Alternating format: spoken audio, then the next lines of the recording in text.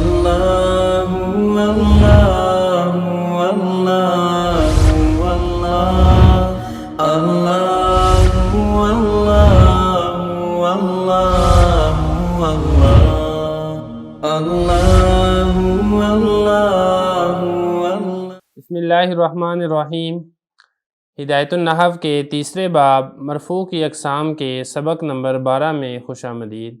آج کے سبق میں ہم پڑھیں گے کہ پہلا فعل مفعول کا تقاضا کرے تو کیا حکم ہے۔ تیسرا باب ہے مرفوع کی اقسام، سبق نمبر 12 ہے پہلا فعل اور مفعول۔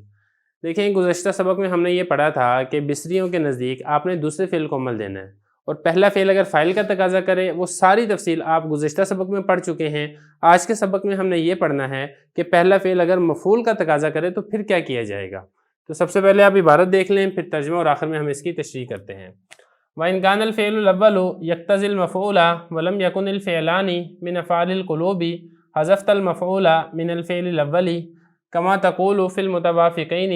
ضَرَبْتُ وَأَكْرَمْتُ زَيْدًا وَضَرَبْتُ وَأَكْرَمْتُ الزَّيْدَيْنِ وَضَرَبْتُ وَأَكْرَمْتُ الزَّيْدِينَ وَفِي الْمُتَخَالِفَيْنِ ضَرَبْتُ وَأَكْرَمَنِي زَيْدٌ ضربت وَأَكْرَمَنِي الزَّيْدَانِ ضربت وَأَكْرَمَنِي الزَّيْدُونَ۔ اور اگر پہلا فعل تقاضا کرے مفعول کا اور دونوں فعل افعال قلوب میں سے نہ ہوں تو آپ حذف کر دیں گے مفعول کو پہلے فعل سے، جیسا کہ آپ کہیں گے موافق صورتوں میں ضربت وَأَكْرَمْتُ زَيْدًا اور ضربت وَأَكْرَمْتُ الزَّيْدَيْنِ ضربت وَأَكْرَمْتُ الزَّيْدِينَ، اور مخالف صورتوں میں ضربت وَأَكْرَمَنِي زَيْدٌ ضربت وَأَكْرَمَنِي الزَّيْدَانِ ضربت وَأَكْرَمَنِي الزَّيْدُونَ۔ آسان بات ہے یہ، اس میں پہلے سبق کی طرح تفصیل نہیں ہے۔ آسان بات یہ ہے کہ دونوں فعل اگر افعال قلوب میں سے نہیں ہیں، سب سے پہلے آپ نے یہ چیز سمجھنی ہے افعال قلوب کیا ہوتے ہیں۔ افعال قلوب جو ہے نا، یہ قلوب جمع ہے قلب کی، قلب کہتے ہیں دل کو، مطلب وہ افعال جس کا تعلق انسان کے ظاہری اعضاء سے نہیں ہوتا، جیسے ہم کہتے ہیں خیال کرنا، لحاظ کرنا، یہ اس طرح کے جو افعال ہوتے ہیں، یہ کسی کو سمجھنا، اچھا سمجھنا، برا سمجھنا، گمان کرنا، یہ ان کو افعال قلوب کہا جاتا ہے۔ افعال قلوب کے اندر مسئلہ یہ ہے کہ افعال قلوب کا مفعول حذف کرنا جائز نہیں ہے۔ تو یہاں پر ہم نے یہ دیکھنا ہے کہ جو دو فعل آپس میں جھگڑا کر رہے ہیں وہ دونوں فعل افعال قلوب میں سے نہیں ہیں، کیونکہ اگر افعال قلوب میں سے ہوں گے تو پھر اس کا مفعول ذکر کرنا ضروری ہے، حذف نہیں آپ کر سکتے۔ البتہ اس کے علاوہ اگر کوئی فعل آ جاتا ہے اور آپ نے بصریوں کے مذہب کے مطابق دوسرے کو عمل دے دیا اور پہلا فعل اگر وہ مفعول کا تقاضا کرے تو آپ مفعول کو حذف کر دیں، کیونکہ مفعول فضلہ فی الکلام ہوتا ہے۔ فضلہ فی الکلام، فضلہ فی الکلام کا مطلب یہ ہے، فضلہ کہتے ہیں زائد چیز کو، کلام کے اندر ایک زائد چیز ہوتی ہے، اس کو حذف کرنے سے کلام کے اندر فرق نہیں پڑتا، اس لیے چونکہ اب جھگڑے کو ختم تو کرنا ہے، جب آپ نے دوسرے کو عمل دے دیا تو پہلے کو آپ جھگڑے کو ختم کرنے کے لیے پہلے کے مفعول کو حذف کرتے ہیں۔ یہاں پر بھی دو صورتیں ہوں گی، ایک ہوگی موافق صورت، دوسری ہوگی مخالف صورت۔ موافق صورت یہ ہوگی کہ دونوں فعل تقاضا کر رہے ہیں مفعول کا، یہ ہو جائے گی موافق صورت، اور مخالف صورت یہ ہوگی کہ دوسرا فعل تقاضا کر رہا ہے فاعل کا اور پہلا فعل تقاضا کر رہا ہے مفعول کا۔ تو یہ فرما رہے ہیں وَإِنْ كَانَ الْفِعْلُ الْأَوَّلُ، پہلا فعل اگر تقاضا کرے مفعول کا، وَلَمْ يَكُنِ الْفِعْلَانِ، اور وہ دونوں فعل نہ ہوں، جن دونوں فعل کا آپس میں جھگڑا ہے، من افعال القلوب، افعال قلوب میں سے نہ ہو، تو پھر آپ کیا کریں گے، حذفت المفعول من الفعل الاول، پہلے فعل سے مفعول کو حذف کر دیں گے، جیسا کہ آپ موافق صورتوں میں کہیں گے ضربت واکرمت زیدن۔ اچھا، اس میں نا ایک چیز کا اور خیال رکھنا ہے،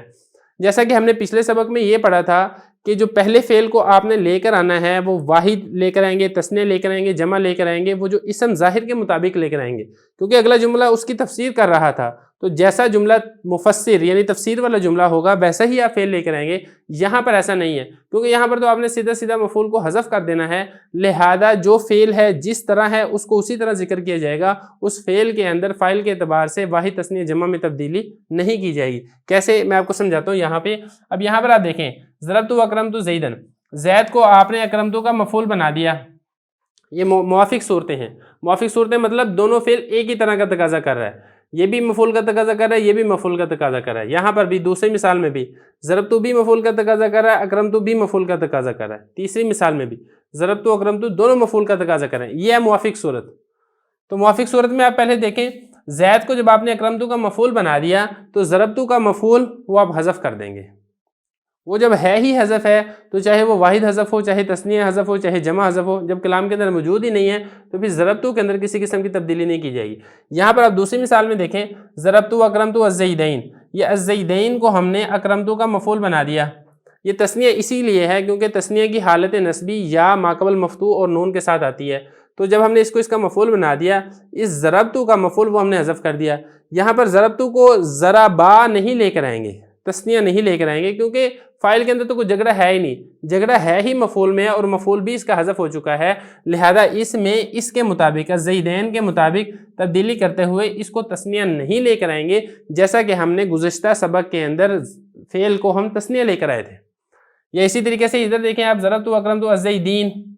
الزیدین یہ جمع ہے، یہ اکرمتو کا مفعول بنا دیا ہم نے بصریوں کے مذہب کے مطابق، ضربتو کا مفعول وہ حذف ہو چکا ہے، آسان بات ہے، ضربتو کے اندر کسی قسم کی الزیدین کے مطابق تبدیلی نہیں کی جائے گی۔ یہ تو ہو گیا موافق صورتیں۔ مخالف صورتوں میں، مخالف صورت میں نے بتا دیا تھا پہلے، گزشتہ سبق میں بھی بتایا تھا، میں ابھی بھی بتاتا ہوں کہ دونوں فعلوں کا تقاضا مختلف ہے۔ اگر ایک فاعل کا تقاضا کر رہا ہے تو دوسرا مفعول کا تقاضا کرے، اگر ایک مفعول کا تقاضا کر رہا ہے تو دوسرا فاعل کا تقاضا کرے، اور یہاں پر یہ ہوگا کہ دوسرا فعل وہ تو فاعل کا تقاضا کرے گا، لیکن جو پہلا فعل ہے وہ بدستور مفعول کا ہی تقاضا کرے گا، کیونکہ اس کے اندر ہم نے تمام وہ صورتیں پڑھنی ہیں جس میں پہلا فعل مفعول کا تقاضا کر رہا ہے۔ یہاں پر آپ دیکھیں مخالف صورتوں میں، ضربتو اکرمنی زیدن، اب یہ زید کو ہم نے اکرمہ کا فاعل بنا دیا اور ضربتو کا مفعول وہ حذف ہو گیا۔ اسی طریقے سے یہاں پر بھی اکرمنی الزیدان، یہاں پر اکرمہ کو الزیدان کے مطابق صیغہ واحد ہی ہے، یہ تثنیہ نہیں لے کر آئے۔ کیوں نہیں تثنیہ لے کر آئے؟ وہ اس لیے کیونکہ آپ اصول پہلے پڑھ چکے ہیں کہ جب فعل کا فاعل اسم ظاہر ہو تو فعل ہمیشہ واحد ہوتا ہے، تو جب اس کا فاعل الزیدان اسم ظاہر ہے تو اکرمہ کو ہم تثنیہ نہیں لے کر آئیں گے، یہ واحد ہی رہے گا۔ اور ضربتو یہ تو واحد رہے گا اسی لیے کیونکہ یہ تو فاعل کا تقاضا کر ہی نہیں رہا، فاعل تو اس کی تو ضمیر ہے، مفعول یہاں پر حذف ہے، تو اس کا کوئی اعتبار نہیں کیا جائے گا۔ اسی طریقے سے ضربتو اکرمنی الزیدون، یہاں پر الزیدون جمع ہے لیکن اکرمہ واحد ہے۔ اکرمہ واحد اس لیے ہے کیونکہ فعل کا فاعل جب اسم ظاہر ہو تو فعل ہمیشہ واحد آتا ہے، یہ تو اس لیے واحد ہے، اور ضربتو اس لیے واحد ہے کیونکہ اس کا فاعل کا کوئی جھگڑا ہے ہی نہیں ہے، فاعل تو اس کی تو ضمیر ہے، جھگڑا تو سارا مفعول میں اور مفعول اس کا حذف ہے۔ تو سارے سبق کا خلاصہ یہ نکلے گا، اگر پہلا فعل تقاضا کرے مفعول کا تو پھر آپ نے مفعول کو حذف کر دینا ہے، جبکہ دونوں فعل افعال قلوب میں سے نہ ہوں۔